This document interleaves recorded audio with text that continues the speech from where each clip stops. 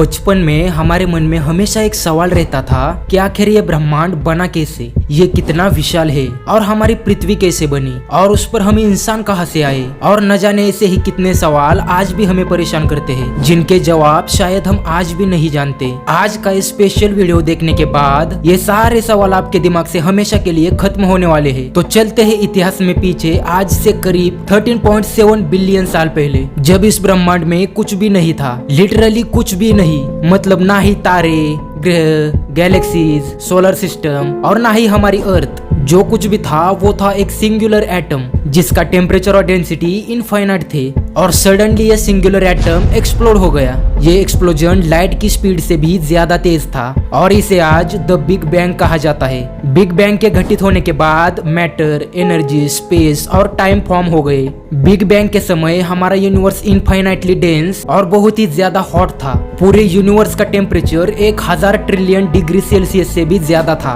वैज्ञानिकों के अनुसार इतने ज्यादा टेम्परेचर में कुछ भी एग्जिस्ट नहीं कर सकता था सिवाय क्वार्क और फोटॉन्स के। बट क्योंकि यूनिवर्स क्विकली एक्सपांड होता गया और उसी के साथ एनर्जी भी डाइल्यूट होती गई और अल्टीमेटली टेम्परेचर भी ड्रॉप होता गया। ये तो बात हुई द बिग बैंग हैपन होने के बाद, लेकिन what existed before the big bang?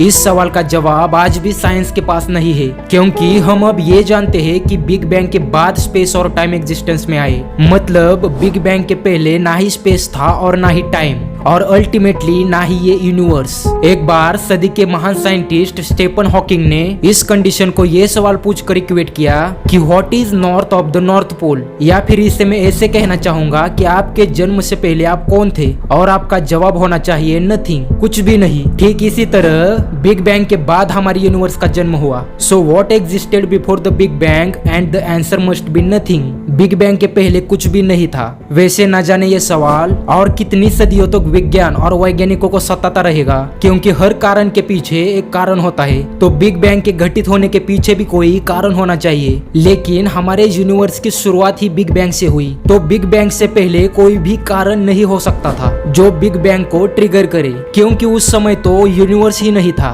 जिस यूनिवर्स में वो कारण एग्जिस्ट कर सके। ये एक बहुत ही डीप टॉपिक है जिसे समझना काफी मुश्किल है। तो द बिग बैंग के घटित होने के बाद धीरे धीरे पूरे यूनिवर्स का टेम्परेचर 4000 डिग्री सेल्सियस तक ड्रॉप हो गया। द बिग बैंग इवेंट के पहले 3 मिनट के अंदर पहला एटम फॉर्म होना शुरू हो गया था। एक एटम में फोटॉन्स, न्यूट्रॉन्स और इलेक्ट्रॉन्स होते हैं, जिनकी वजह से आज इस यूनिवर्स में सब कुछ एग्जिस्ट करता है। हम इंसानों का शरीर भी एटम से मिलकर बना है। तो बिग बैंग के बाद टाइम था गैलेक्सी फॉर्मेशन का। हमारे अर्ली यूनिवर्स में कोई भी गैलेक्सी नहीं थी, और आज इस यूनिवर्स में इतनी गैलेक्सीज है कि गिनते गिनते नंबर कम पड़ जाएंगे। तो ये गैलेक्सीज फॉर्म कैसे हुई, इसके पहले ये जान लो कि आखिर एक गैलेक्सी होती क्या है। एक गैलेक्सी में होते हैं stars, planets, asteroids, gases, dust particles, black holes और डार्क मैटर, और ये सब कुछ ग्रेविटी की वजह से आपस में बंधे होते हैं। एक गैलेक्सी में हजारों, लाखों या फिर करोड़ों नहीं बल्कि अरबों तारे होते हैं। हर एक बड़ी गैलेक्सी के सेंटर में एक सुपर मैसिव ब्लैक होल होता है। अगर हम हमारी मिल्की वे गैलेक्सी की ही बात करें तो इसमें लगभग 100 से लेकर 400 बिलियन तारे हैं जो एक सुपर मैसिव ब्लैक होल के अराउंड स्पिन करते हैं, और हमारा सन भी इन्हीं में से एक है। हम स्पेस में जितना डीप देखने की कोशिश करते हैं हमें उतनी ही ज्यादा गैलेक्सीज नजर आती है। साल 2016 में की गई एक स्टडी में पता चला है कि सिर्फ ऑब्जर्वेबल यूनिवर्स में 2 ट्रिलियन से भी ज्यादा गैलेक्सीज है।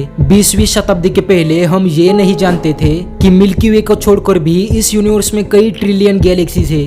But in 1920 astronomer Edwin Hubble ने एंड्रोमेडा गैलेक्सी को खोज निकाला, जो कि हमारी मिल्की वे की सबसे करीबी गैलेक्सी है। एंड्रोमेडा गैलेक्सी हमारी मिल्की वे से 2.5 मिलियन लाइट ईयर्स दूर है। इस दूरी को आप ऐसे इमेजिन करके देखिए कि जो लाइट है वो 1 सेकंड में 3 लाख किलोमीटर ट्रेवल करती है। तो ये लाइट 25 लाख सालों में जितना डिस्टेंस ट्रेवल करेगी उतनी ही दूरी पर है एंड्रोमेडा। वैसे अब तक आप समझ ही चुके होंगे कि एक गैलेक्सी आखिर होती क्या है। अब बात करते हैं कि इस यूनिवर्स में इतनी विशाल गैलेक्सीज बनी कैसे। हबल स्पेस टेलीस्कोप से पता चला है कि द बिग बैंग इवेंट के 1 बिलियन सालों बाद गैलेक्सीज बनना शुरू हुई। शुरुआती समय में यूनिवर्स में जो मैटर था वो लम्प्स यानी कि पिंड के फॉर्म में था। इन लम्प्स की एनर्जी और उनका डिस्ट्रीब्यूशन असमान था, इस कारण उनके ग्रेविटेशनल फोर्सेस भी असमान थे, और इवेंचुअली ग्रेविटी में डिफरेंस होने के कारण मैटर के यह लम्प्स आपस में जुड़ने लगे और लार्जर गैलेक्सीज बनना शुरू हुई। और ये जो प्रोसेस है गैलेक्सी फॉर्मेशन की, ये आज भी स्टॉप नहीं हुई है।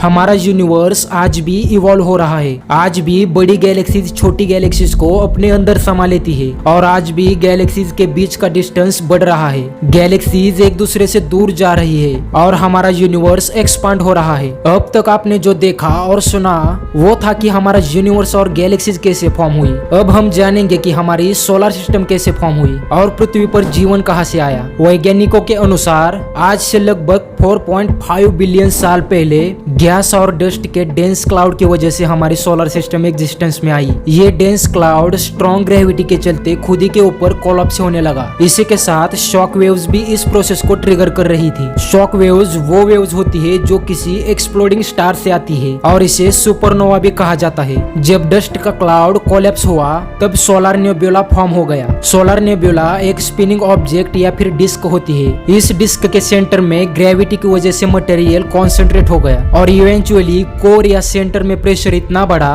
कि हाइड्रोजन एटम्स कंबाइन होना शुरू हुए और अल्टीमेटली हेलियम फॉर्म हो गया, releasing tremendous amount of energy. और इसी के साथ हमारे सन का जन्म हुआ। डिस्क में जो रिमेनिंग मटेरियल था उसमें भी गैसेस के लम्प्स फॉर्म हुए जो बाद में राउंडेड ऑब्जेक्ट में डेवलप हो गए, जो हमारे सोलर सिस्टम के प्लैनेट फॉर्मेशन की शुरुआत थी। हमारी पृथ्वी भी लगभग 4.5 बिलियन ईयर्स ओल्ड है। आज से 4.4 बिलियन साल पहले मंगल ग्रह से भी बड़े आकार का एक एस्टेरॉयड हमारी पृथ्वी से टकराया और हमारी पृथ्वी का एक लार्ज पार्ट ब्लास्ट कर गया। ये पार्ट बाद में पृथ्वी को ऑर्बिट करना शुरू कर दिया, जिसे प्रेजेंटली हम मून कहते हैं। मून फॉर्मेशन के इस इवेंट को द बिग स्प्लैट कहा जाता है। मून फॉर्मेशन के समय अर्थ का टेम्परेचर 2000 डिग्री सेल्सियस तक पहुंच गया था। बाद में लाखों सालों बाद अर्थ का टेम्परेचर ड्रॉप हो गया। हालांकि आज हमारी अर्थ के सरफेस का टेम्परेचर काफी हद तक कम हो गया है, लेकिन आज भी इनर अर्थ का टेम्परेचर हजारों डिग्री सेल्सियस में है और इनर अर्थ मटेरियल मोल्टन लावा के फॉर्म में पाया जाता है। अर्थ के फॉर्मेशन के बाद एस्टेरॉयड और कॉमेट्स जिन पर लार्ज अमाउंट में वाटर आइस था वो अर्थ से टकराने लगे, जिससे अर्थ के एटमॉस्फेयर में लार्ज अमाउंट में वाटर वेपर आ गए। जब अर्थ का टेम्परेचर ड्रॉप होते गया और हमारी अर्थ कूल होने लगी तब ये वाटर वेपर कंडेंस हो गए और रेन के फॉर्म में अर्थ पर बरसने लगे। ये रेन वाटर अर्थ के डिप्रेशंस में इकट्ठा होने लगा और ओशियंस फॉर्म होने लगे। अर्थ फॉर्मेशन के 100 मिलियन सालों बाद टेम्परेचर काफी हद तक स्टेबल हो गया था। अर्थ का एटमॉस्फेयर बहुत ही हेवी और टॉक्सिक था, जिसमें ऑक्सीजन ना के बराबर था और carbon dioxide, nitrogen, sulphur large amount में थे। इसी एनवायरनमेंट में सिंपल सेल्स फॉर्म होना शुरू हो गई थी। पृथ्वी पर अर्लीस्ट लाइफ फॉर्म्स यूनिसेल्युलर थे और उनके सर्वाइवल के लिए वाटर ही एकमात्र जरिया था। बट समय के साथ यूनिसेल्युलर बैक्टीरिया लाइट को एब्जॉर्ब करना शुरू कर दिए और यही से शुरुआत हुई फोटोसिंथेसिस की। ऑर्गेनिजम्स फोटोसिंथेसिस से खुद का खाना खुद बनाकर सर्वाइव करने लगे। फोटोसिंथेसिस ने लाइफ की ग्रोथ को काफी हद तक एक्सेलरेट कर दिया। यूनिसेल्युलर ऑर्गेनिजम्स बाद में खुद को सेक्सुअली रिप्रोड्यूस करने लगे और अर्थ पर मल्टीसेल्युलर लाइफ फॉर्म होने लगी। एक यूनिसेल्युलर ऑर्गेनिज्म से लेकर प्रेजेंट डे के वेल डेवलप्ड ह्यूमन तक का सफर हजारों नहीं बल्कि लाखों सालों का था। अर्थ पर लाइफ कैसे फॉर्म हुई ये टॉपिक आज भी वैज्ञानिकों की सोच के परे है और आज भी इस पर रिसर्च जारी है। वैसे अगर आपको ये वीडियो जरा सा भी अच्छा लगा हो तो एक लाइक और चैनल को सब्सक्राइब जरूर करना, ताकि मुझे मोटिवेशन मिले और मैं ऐसा ही कंटेंट आगे भी आपके लिए लाता रहूं। तो मिलते हैं अगले वीडियो में।